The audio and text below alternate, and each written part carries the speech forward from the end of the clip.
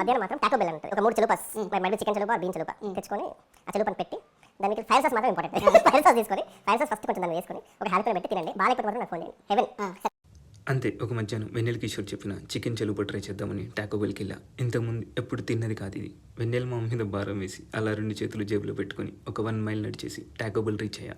Self order option ఉంది కానీ screen మీద ఏదేదో చేసి చికెన్ చలుప ఆప్షన్ ఎక్కడ రానిదిగా. 2 చికెన్ చలుప $12 అదే కోక్ టాకో 2 చలుప అయితే $15 కోక్ కలిసి వస్తుంది కానీ కాంబో ఆర్డర్ చేశా. మన మిడిల్ క్లాస్ మెంటాలిటీస్ కాంబో అంటే చాలు ఆర్డర్ చేసేయడమే.